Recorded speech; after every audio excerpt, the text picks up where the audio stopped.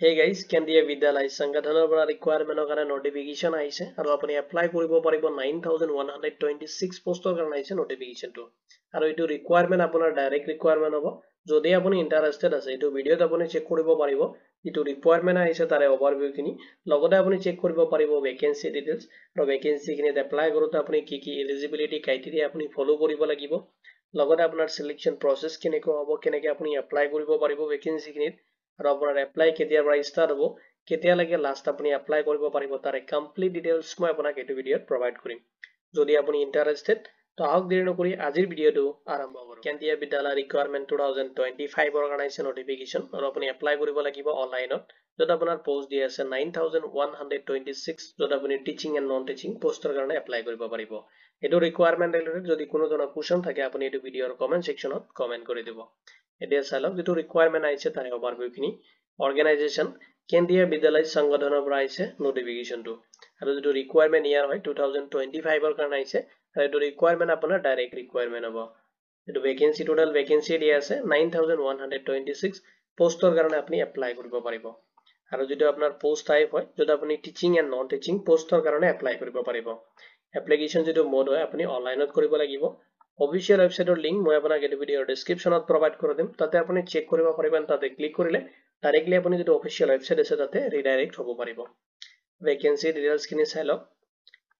প্ৰিন্সিপালৰ কাৰণে যদি আপুনি এপ্লাই কৰে যত আপোনাৰ পোষ্ট দি আছে 134 পোষ্টৰ কাৰণে আপুনি এপ্লাই কৰিব পাৰিব যদি আপুনি ভাইস প্ৰিন্সিপাল পোষ্টৰ কাৰণে এপ্লাই কৰে যত আপোনাৰ পোষ্ট দি আছে 58 পোষ্টৰ কাৰণে আপুনি এপ্লাই কৰিব পাৰিব যদি আপুনি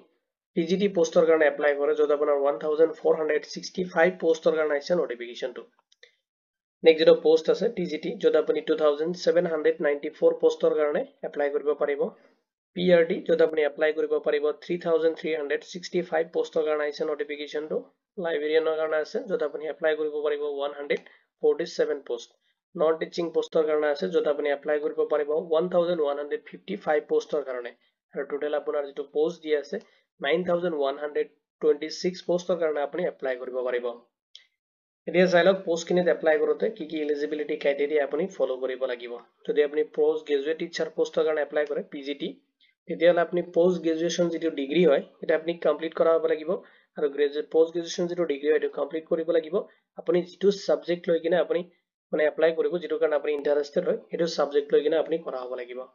লগতে আপোনাৰ BEd টো মেন্ডেটৰি থাকিব লাগিব আৰু এজ যেটো লিমিট হয় এজ লিমিটটো আপোনাৰ এসপাৰ্টা যেটো নৰ্মছ আছে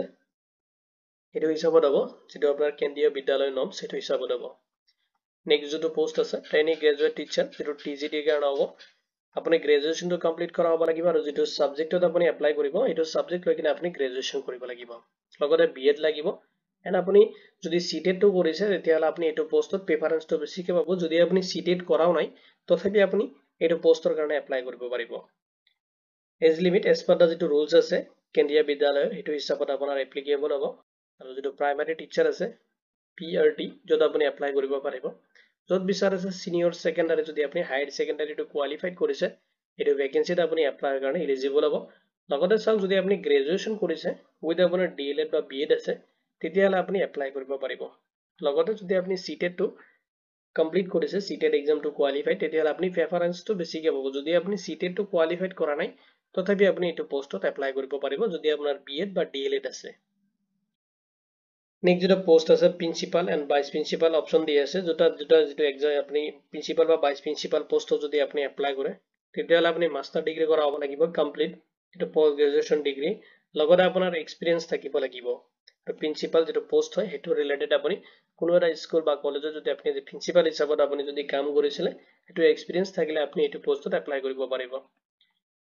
নেক্সট যেটো পোষ্ট আছে নন টিচিং পোষ্টৰ কাৰণে এটা আপোনাৰ কোৱালিফিকেশন বিচাৰ আছে মিনিমাম যদি আপুনি 10 পাস কৰিছে তথাপি এপ্লাই কৰিব পাৰিব গ্ৰেজুৱেচন কৰিছে হায়াৰ সেকেন্ডাৰী কৰিছে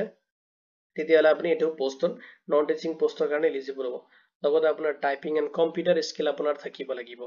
আৰু আপোনাৰ যেটো পোষ্ট দি আছে পোষ্টটো আছে আপোনাৰ কোৱালিফিকেশন খিনি ডিভাইড কৰি দি আছে যেটো অফিচিয়েল নটিফিকেশনত আপুনি চেক কৰিব পাৰিব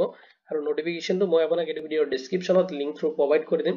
আপুনি যদি তাতে ক্লিক কৰে অফিচিয়েল যেটো নটিফিকেশন আছে তাৰ পৰা আপুনি ডাউনলোড কৰিব পাৰিব এপ্লিকেশন ফি চাই লওক তো ক্যাটাগৰি ওয়াইজ ডিভাইড কৰি দি আছে আৰু পোষ্ট ওয়াইজ আপোনাৰ যেটো এপ্লিকেশন ফি হয় এটো ডিফাৰেন্স কে দিয়া আছে সেইখিনি আপুনি পোষ্ট ওয়াইজ চেক কৰিব লাগিব আৰু এপ্লাই যেটো